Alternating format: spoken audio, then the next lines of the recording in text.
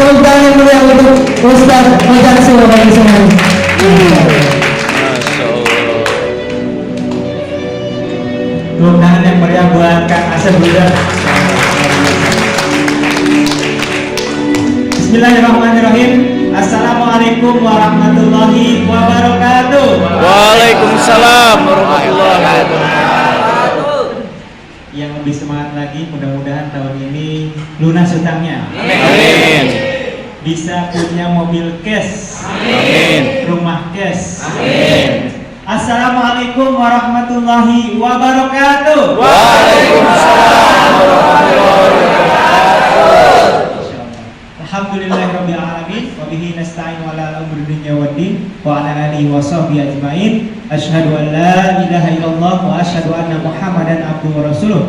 Allahumma shalli wa sallim wa barik ala sayyidina Muhammad wa ala ali sayyidina Muhammad. Rabbi shrah li sadri wa yassir li amri wahlul 'uqdatam min lisani yafqahu qawli wa ta'ala ala ya ba'du. Syukur alhamdulillah kita panjatkan pada Allah Subhanahu wa taala yang sampai detik ini, sampai sore hari ini masih memberikan kita kesempatan panjang umur, sehat walafiat, dan tentunya insya Allah hari ini akan menjadi sejarah buat Bapak Ibu semuanya untuk merubah ekonomi keluarga, merubah umat di seluruh dunia insya Allah. Amin ya Allah ya Rabbal alamin. Salawat dan salam kita curahkan kepada junjungan kita, Nabi besar kita, Nabi Muhammad Sallallahu Alaihi Wasallam. Bapak Ibu apa kabar? Baik. Kalau ditanya apa kabar gimana tadi? Merdeka. Allahu Akbar. Kompak ya. Apa kabar? Merdeka. Allahu Akbar. Apa kabar? Merdeka. Allahu Akbar. Masya Allah. Bapak Ibu, perkenalkan nama saya Muhammad Ojatsu. Saya tinggal di Bekasi. Ya, kebetulan saya dekat sama beliau karena beliau kakak kandung saya. Masya Allah. Tapi di bisnis ini saya kakak kandung beliau. Nah, karena saya duluan gabung ya, qadarullah, mungkin Allah sayang sama saya. Jadi kalau saya belakangan ketinggalan karena beliau lebih jago bisnisnya daripada saya gitu ya. Sedekahnya lebih banyak daripada saya. Nah, Allah simpan saya di paling atas. Nah, kemudian di bawah saya ada kakak-kakak saya semuanya, dan alhamdulillah juga atas pertolongan Allah semuanya sudah dapat luxury. Nah, mungkin saya nggak bakal panjang lebar Bapak Ibu. Saya hanya ingin bercerita sedikit. Boleh nggak bercerita Bapak Ibu? Boleh. Mudah-mudahan cerita saya ini alhamdulillah ya sudah banyak juga mitra-mitra kami yang mengikuti ya, mengikuti jejak. Artinya gini, saya dulu sebelum di PT BES 2018 yang lalu saya terlilit hutang lebih dari 500 miliar Bapak Ibu. Ya, kalau Kang Asep Bruder lebih tinggi lagi ya, levelnya 1,3 miliar. Kalau saya 0,5 miliar. Cuma buat saya itu adalah hal yang sangat besar dan bikin saya putus asa waktu itu. Ya, jadi Januari 2018 total hutang saya 500 juta sekian. Bahkan ketika punya hutang saya bilang gini, ya Allah, kalau memang hidup ini nggak bermanfaat lagi buat orang lain, kenapa nggak cabut nyawa saya? Ternyata itu adalah hal yang salah. Kenapa? Karena Allah memberikan ujian itu untuk meningkatkan derajat hidup kita, derajat keimanan kita. Jadi buat Bapak Ibu semuanya yang saat ini sedang punya masalah, sedang punya ujian, harusnya bergembira, bahagia. Kenapa? Buktinya Allah akan meningkatkan kualitas hidup kita. Ya. Dan itu saya alami Bapak Ibu. 2018 yang lalu saya pasrah sepenuhnya sama Allah. Ya Allah, saya bertobat atas dosa saya. Saya menyerah ya Allah. La haula wala quwata illa billah. Saya nggak bisa apa-apa, nggak mampu apa-apa. Bahkan detak jantung pun saya nggak bisa kontrol, betul nggak? Mata nggak ngedip aja, saya nggak mau ngedip nih 1 jam, nggak bisa Pak. Betul tidak? Otomatis ngedip. Artinya Allah lah yang menggerakkan semuanya. Makanya saya berserah kepada Allah. Ketika sudah berserah, apa yang terjadi? Allah berikan jalannya Bapak Ibu. Waktu itu saya malah diumrohkan gratis oleh salah satu travel. Ya. Kemudian kemudian saya umroh. Bayangkan Bapak Ibu sedang kondisi punya hutang, putus asa, Allah berikan umroh gratis. Ya.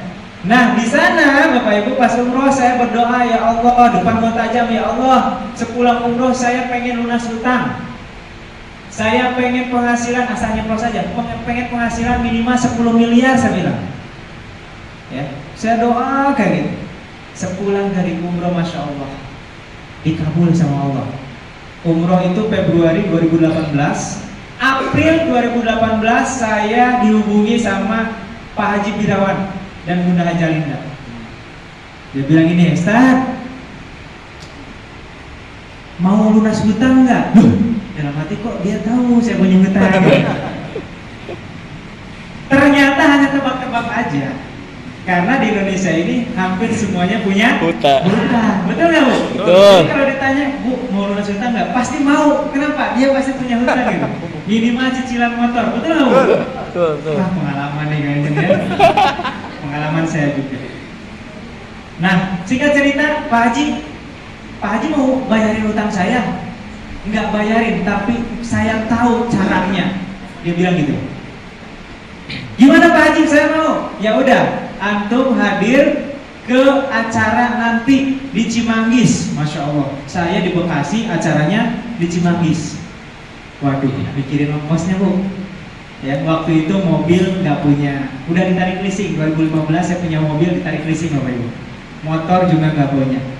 Singkat cerita, karena saya pengen lunas hutang, ya, saya maksain dari Bekasi ke Cimanggis naik Grab sama istri sama anak. Anak saya waktu itu baru satu, usianya 1 tahun.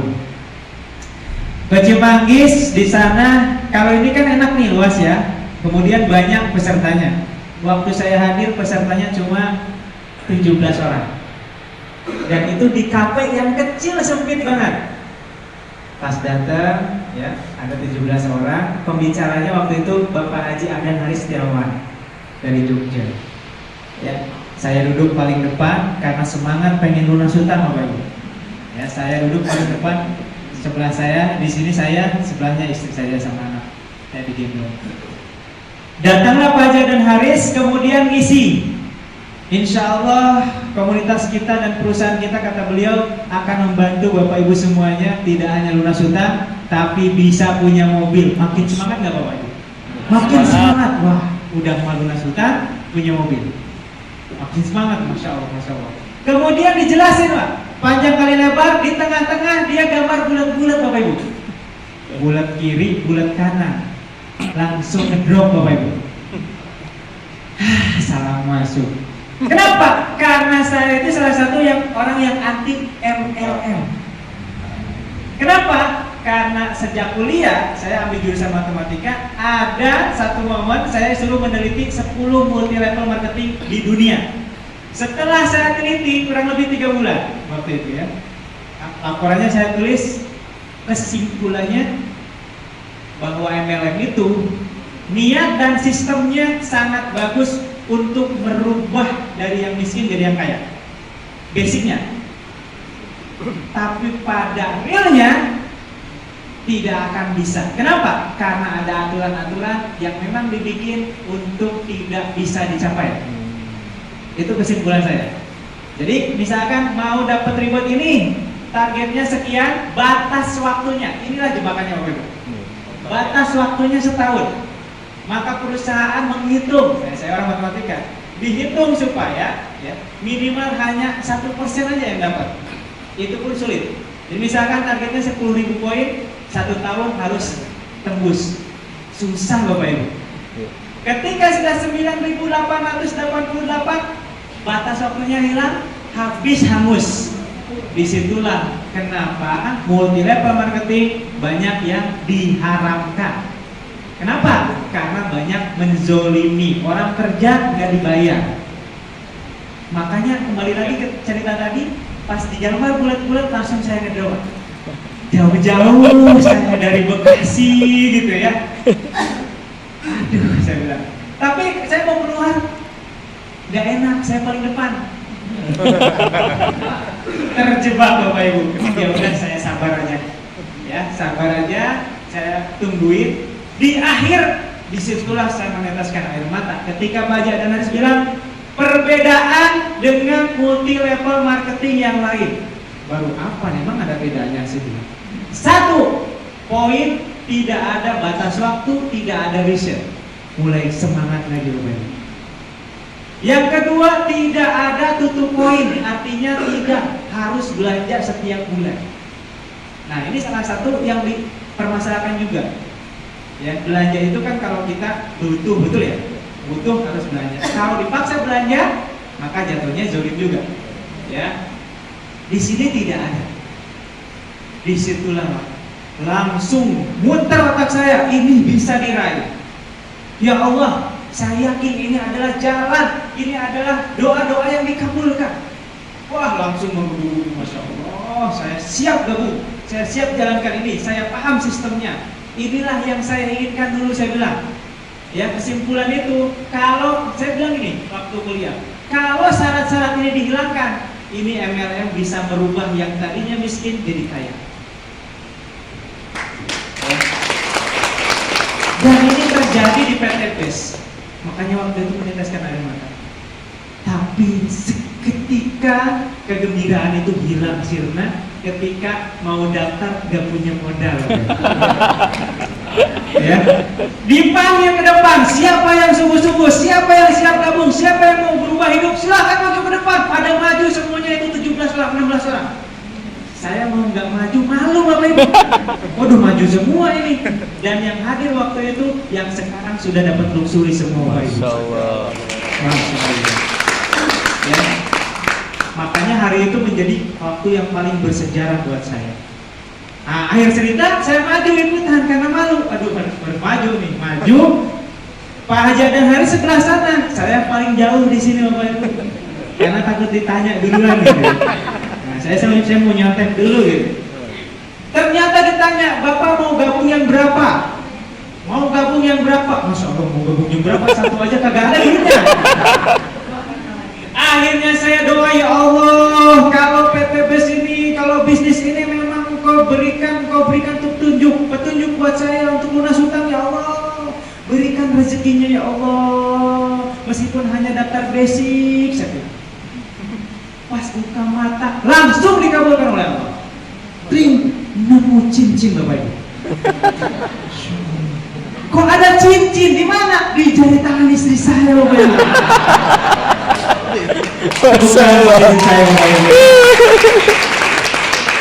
Akhirnya alhamdulillah ya Allah, Umi yang cantik, bolehkah cincinnya Abi pinjem dulu, nanti diganti sama Pak Jero, saya bilang.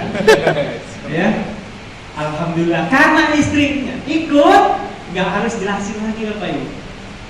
Jadi saran saya kalau Bapak Ibu ikut seminar, suami istri lah. Nah, yang repot suaminya doang yang hadir. Ntar pas nyampe ke rumah harus jelasin lagi. Ya, capek gitu ya. Nah, nanti istrinya ajak aja. Jadi suaminya juga ajak aja. Tapi kalau di Indonesia gini, kalau istri yang ikut, biasanya nggak harus jelasin ke suami Pak. Udah Pak bagus sini Pak. Langsung daftar gitu. Ya. Betul nggak Bu? Tepuk tangan dong buat ibu-ibunya ya. Singkat cerita Bapak Ibu, dengan modal cincin itu saya jalankan bisnis ini. Karena saya orang matematika, ketika memulai bisnis saya harus dihitung dulu, di-prepare dulu, di-planningkan dulu. Ketika daftar waktu itu sore-sore pulang ke rumah malam-malam saya nggak tidur. Saya bikin mind mapping, apa saja yang harus saya lakukan. Ya, saya harus roadshow kemana, harus ngadain seminar di mana, harus ngundang orang berapa orang per hari. Waktu itu saya tulis di situ harus ketemu 10 orang per hari. Ya, saya jalankan bisnis ini. Kalau Bapak Ibu enak Bapak Ibu sekarang. Contoh yang sukses sudah banyak belum? Banyak. Dulu belum banyak Bapak Ibu. Ya. Sekarang seminar hampir setiap hari ada di Bekasi aja udah 3 hari. Selasa ada di sini. Jumat ada lagi di sini.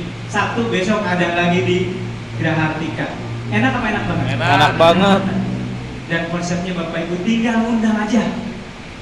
Gak harus jelasin produk, ingat Bu, gak harus jelasin produk. Cuma Pak, Bu mau lunas hutang gak? Saya ada yang mau bantu ini.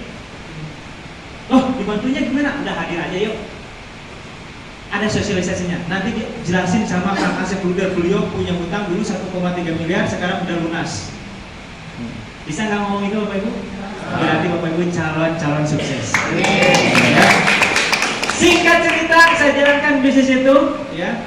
19 hari setelah gabung saya tembus mokes pertama senilai 150 juta. 29 hari kemudian atas pertolongan Allah tembus mokes kedua. Nah, dan 40 hari, target saya 30 hari sebenarnya. Tapi qadarullah 40 hari saya baru tembus Pajero senilai 500 juta Bapak Ibu. Ya. La ilaha illallah, atas pertolongan Allah Bapak Ibu. Ini membuktikan bahwa bisnis ini adalah bisnis yang mudah dijalankan. Wah, mungkin gara-gara saya bisa ngomong. Saya buktikan lagi. Ada mitra saya namanya Bu Dwi, itu dari Ponorogo, itu 21 hari tembus mokes. Ya. Kemudian ada mitra saya lagi, ya, namanya Pak Sungkono, mantan security. Pas daftar langsung dia priority, tapi dia bilang saya nggak punya relasi, tenang, relasi bisa dicari. 31 hari dapat mokes Bapak. Ya. Artinya apa? Yang penting ada keyakinan. Bapak Ibu kalau ada yang mau daftar, ya, misalkan nanya ke saya, Mas, saya mau daftar tapi saya ragu. Saya bilang jangan daftar. Kenapa? Kalau orang ragu, Pak, coba naik motor, ragu nih, nyalip enggak tabrak. Iya enggak? Jangan ragu. Apalagi bisnis. Kalau kita yakin sama Allah, bismillah. Anehnya orang Indonesia diajak bisnis ragu, diajak investasi bodong. Ayo 10 juta nanti dapat 1 juta per bulan. Wah, enak. Saya 10 juta hilang. Ini produknya ada. Habis beli produk dibina lagi. Pak, saya mau kasih tahu ini dasarnya bisnis ini, kenapa ini adalah syariah yang benar-benar syariah. Saya mau kasih tahu, Pak. Misalkan, maaf Pak, Pak Paik, ya, Pak Paik. Pak Paik ini, misalkan yang undang, anggaplah yang undang Kang Asep. Oke. Kemudian daftar Pak Paik. Baru daftar saja tidak hanya produk yang diberikan, tapi disiapkan mentornya. Satu mentornya Kang Asep Luder, satu jadi mentor, jadi saudara, betul nggak? Di atasnya Kang Asep Luder ada saya, otomatis saya juga akan mentoring Pak Baik. Di atas saya ada Pak Haji Birawan, otomatis Pak Haji Birawan akan mentoring Pak Baik. Di atasnya Pak Haji Birawan ada Pak Haji Rizki, menjadi mentor Pak Baik juga. Di atasnya Pak Haji Rizki ada Pak Eyang Suroto Zafir akan mentoring Pak Baik. Itu baru mentor. Di mana letak saudaranya? Pak Baik tiba-tiba nyasar di Bandung nih. Aduh, nggak ada yang kenal. Tapi sama Kang Asep dikasih nomor Pak Eyang Suroto. Tinggal bilang, Pak Suroto Zafir ya? Betul, saya Pak Baik, mitranya Kang Asep Luder. Boleh nggak ke rumah? Boleh, silahkan. Coba kalau nggak percaya. Keren apa keren banget? Keren banget. Ini